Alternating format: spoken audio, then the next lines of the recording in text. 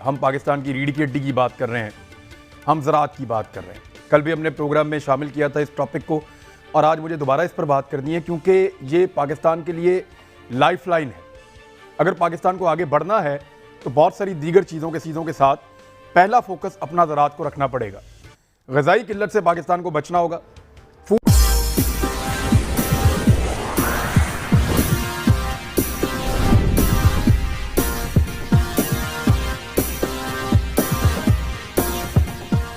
Security के लिए जो इकदाम हो सकते हैं वो सारे करने होंगे। हमारे पास गंदम के लिए वाफर सलाहियतें मौजूद हैं, हम उनसे फ़ायदा नहीं उठा पाते। हमारे पास कपास के लिए बड़ी ज़बरदस्त ज़मीन मौजूद है, हम फ़ायदा नहीं उठा पाते।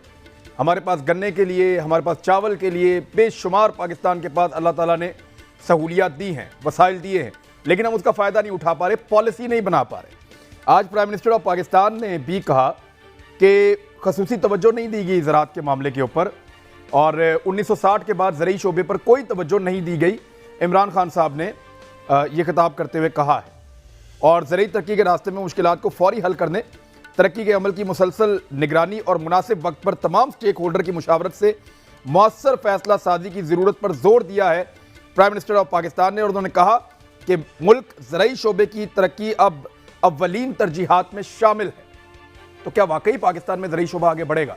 और पाकिस्तान तहरीक इंसाफ के अगर पहले 3 साल की हम बात करें तो लगातार कॉटन की पैदावार कम हुई है, लगातार कॉटन की पैदावार कम हुई है। और PMLN के अगर आखिरी 3 सालों की बात करें तो वहाँ पे भी लगातार, बल्कि 4 सालों की बात करें तो 2014 में सिर्फ कॉटन ज़्यादा हुई थी और 2018 तक, जब तक पाकिस्तान मुस्लिम लीग नून की हुकूमत थी, लगातार कॉटन की पैदावार में कमी हुई थी। ये पॉलिसीज़ हैं जिनकी वजह से जहाँ पे कॉटन की फसल हुआ करती थी वहाँ गन्ना लगाया गया, जो पानी भी ज़्यादा इस्तेमाल करता है, उतनी ज़्यादा फ़ायदा भी नहीं होता मुल्क को और ना मुल्क को इतना पैसा बाहर से आता है क्योंकि पाकिस्तान की एक्सपोर्ट्स जो हैं उनका ताल्लुक कपास की फसल के साथ होता है। अब क्या हुकूमत इस मरतबा अपना किबला दुरुस्त करने जा रही है या कुछ ऐसी पॉलिसी हुकूमत ने बनाई हैं कि गंदम के शोबे में, कपास के शोबे में, चावल के शोबे में, दीगर जितनी अजनास हैं उन शोबों के अंदर पाकिस्तान माजी की तरह मार नहीं खा रहा होगा? तो मैं आपको अर्ज करूँ जी, एक्चुअली फाइनेंस डिपार्टमेंट चाहे वफाक का चाहे सूबे का वो साथ नहीं देता ज़राअत का। ज़राअत की जो मिनिस्ट्री है ना, वो एग्रीकल्चर मिनिस्ट्री एक्चुअली नहीं है ज़राअत की, या federal food security ministry agriculture ministry नहीं है।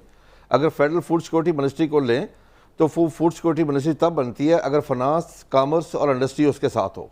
हाँ। पंजाब में फाइनेंस और चीफ मिनिस्टर साथ हो तो वो काम कर सकते हैं, वरना वो काम नहीं कर सकते। चीफ मिनिस्टर जब आपके साथ बैठे हुए हैं जी, जब चीफ मिनिस्टर आपके साथ बैठे हुए हैं, वो भी बता रहा हूँ ना जी, गवर्नर कमेटी में चीफ मिनिस्टर थे, उनका नाम था, लेकिन वो कमेटी में आते नहीं थे। वज़ीर आला आए ही नहीं, वज़ीर आला साहब नहीं आए उस कमेटी में। ठीक है। बल्कि चीमा साहब परसों मीटिंग में तशरीफ फरमा थे प्राइम मिनिस्टर साहब के पास, तो मैंने प्राइम मिनिस्टर साहब को रिक्वेस्ट किया है कि जनाब CM साहब पंजाब को ये कह दें कि कम अज़ कम ज़्यादा ना कर सके, 2 महीने बाद तो कम अज़ कम ज़राअत पे एक मीटिंग ले लिया करें। सर 92 में हमारी जो कपास की पैदावार थी वो थी 1 करोड़ 28 लाख बेल और इंडिया 1 करोड़ 10 था। इस दफ़ा हमने उस वक्त से आज तक कॉटन बेल का को 25 से 30 किलो वजन भी कम किया। उस वक्त 170-180 kg था। 1 करोड़ 28 पाकिस्तान की थी और 1 करोड़ 10 इंडिया की थी। 1 करोड़ 10 लाख इंडिया की बेल्स थी 92 में।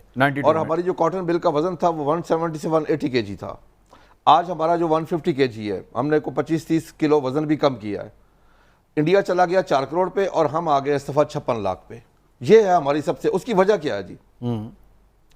2002 में जदीद टेक्नोलॉजी आई, बुलगार्ड 1 आया, पूरी दुनिया ने अपना लिया, इंडिया ने अपना लिया, पाकिस्तान ने नहीं अपनाया।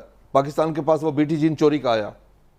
पाकिस्तान में उस पर बेतहाशा मीटिंग्स हुई, पिछले दौर में भी, इस दौर में भी, लेकिन हर मीटिंग में ये फैसला होता था कि हमें मंसेंटो से या चाइना से ये जीन लेना चाहिए, लेकिन इम्प्लीमेंटेशन नहीं है। आज भी मैं यही कह रहा हूं कि जो फैसले होते हैं इम्प्लीमेंटेशन नहीं है, उससे बढ़कर पैदावार बढ़ जाती है। ऑफ कोर्स जब एक देखेंगे दुनिया, क्योंकि अगर आप ये यकीन करें ना कि पेस्टिसाइड देखें वो 1 करोड़ से 4 करोड़ पे चला गया। देखिए मैं आपको अर्ज करूं, पेस्टिसाइड से आप अब कपास काश्त नहीं कर सकते। पेस्टिसाइड से कपास बिल्कुल काश्त नहीं हो सकती क्योंकि कीड़े में रेजिस्टेंस आ चुकी है। अब जदीद टेक्नोलॉजी हमें लानी पड़ेगी। जब तक हम जदीद टेक्नोलॉजी लेके नहीं आएंगे उस वक्त तक हम कपास किसी सूरत में यहाँ पे काश्त नहीं कर सकते। मैं कपास का बहुत बड़ा ग्रोवर था। आपकी दोनों शर्तें नहीं मानी गवर्नमेंट ने? जो ये हमारी शर्त नहीं थी, ये गवर्नमेंट की अपनी तय हो रिकमेंडेशन गया थी, था, ये तय हो गया गवर्नमेंट की हुकूमत की नहीं है, किसी भी हुकूमत की नहीं रही। और डंग टपाओ पॉलिसी होती है, एक होती है रियल चेंज और एक होती है एक बनावटी चेंज। अब यहाँ पे हैरानी ये होती है कि ज़राअत ऐसा शोबा है कि इससे तमाम आपकी चीजें मुंसलिक हैं, आपकी सनत हो, आपकी फर्टिलाइजर हो, आपकी दीगर दीगर जो सनतें हैं, चाहे वो फ्लोर मिल हो, चाहे वो शुगर मिल हो, और टेक्सटाइल हो, जीनिंग हो, ऑयल हो, तमाम चीजें इस शोबे से वाबस्ता हैं। तो मैं पूछना ये चाहता हूं कि हमेशा ये हुकूमत की नजर में क्यों नहीं आता। आप ये देखें कि पिछले साल जो है वो वजीर आजम साहब ने कोविड के हवाले से एक हमें इमदाद का ऐलान किया और आज तक उसके ऊपर कोई अमल दरामद नहीं हुआ। जिस तरह खोखर साहब ने कहा कि सिफारिशात मुरतब हो जाती हैं, लेकिन उसकी बुनियादी वजह यह है कि ये तमाम चीजें जो है वो सियासी हो गई हैं। आपका कोई भी कारोबार आप उठाकर देख लें, आप सर्वे करा लें, वो किसी एमपीए की होगी, किसी एमएनए की होगी, किसी मीर की होगी, किसी मुशीर की होगी, वो उसमें तमाम सियासतदान शामिल होते हैं और तमाम जमातों के सियासतदान जो है वो शामिल होते हैं। मैं ये कहता हूं कि हमने इस हुकूमत को सपोर्ट किया, हम इस तब्दीली के जो दावेदार हमने सपोर्ट किया, हम ये कहते हैं इनसे हमें उम्मीद थी इमरान, लेकिन हम अब मायूस हो गए हैं कि 3 साल के अंदर जो है जो किसानों का हश्र हो गया, लोग जमीनें बेच रहे हैं। आप देखिए कॉलोनियां बन रही हैं, हाई कोर्ट उस पर नोटिस लेके उसे रोक रही है। आप देखें कि लोग आमों के बागात काट के कॉलोनीज बना रहे हैं। लोग इस तरफ नहीं आते। ज़राअत तो अब एक ऐसा शोबा बन गया है कि कोई बाअमर मजबूरी कोई करता है तो करता है। आप यकीन करें, ना किसान के बच्चों के तन पे ढंग के कपड़े आप देखेंगे, ना जूता देखेंगे, ना उसकी कोई मयारी आएगा। ये तो गवर्नमेंट के इदारे हैं ना जो इस पे काम करते हैं। देखें, गवर्नमेंट के इदारे हैं जिन्होंने काम करना है। पूरी दुनिया में हुकूमतें सपोर्ट देती हैं, नया बीज, नई पॉलिसी, नई टेक्नोलॉजी। हमारे यहाँ पे तो गवर्नमेंट नजर नहीं आ रही इसमें। मैं आ रहा हूँ, सपोर्ट प्राइस का और रिसर्च का कोई ताल्लुक नहीं है। मैं कह रहा हूँ कि सपोर्ट प्राइस हमने नहीं रखी। रिसर्च जो है हुकूमत का काम है।